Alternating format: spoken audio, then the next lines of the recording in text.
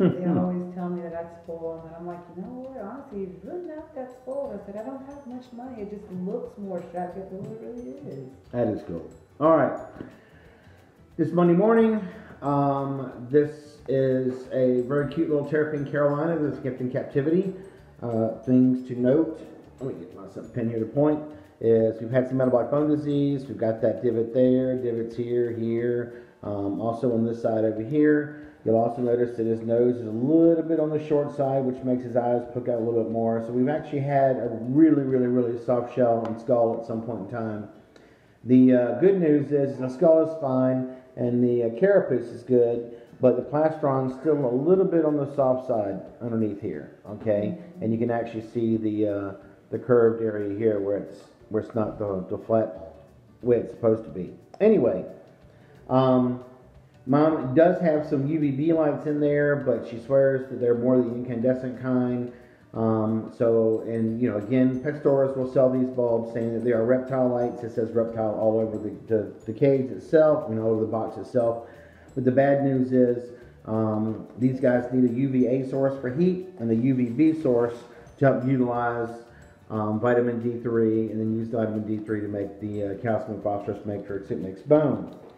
And if that's not if that's not added or controlled and growing in a normal rate, then of course things can happen like the turning up of the shells that you're seeing right there and at the bottom. So this guy was suffering from some metabolic bone disease severely, and now barely, but we're going to go ahead and give Mom some decent advice on how to get him to take that next step into health. You can also notice how this guy's toes are a little bit curled and strange on this side there. Thank you, Vanna.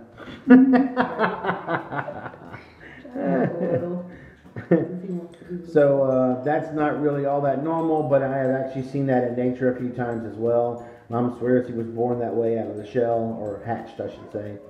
Anyway, we're going to go ahead and start this guy on some better husbandry. The white stuff you see around his face is actually some dewormer. I did not have a stool sample today, but he has never been treated for parasites, so I went ahead and did that for him. Mom's going to bring me some stool in the next few days or weeks. And she brought him in for a respiratory tract infection, said she saw some bubbling in his nose. Did you contact me through Facebook? Mm-hmm. Yeah. And since then, all that seems to be transient, which is why we're going to go ahead and start with some dewormer. Anyway, so she's also going to start him on some greens, some nice fresh leafy greens.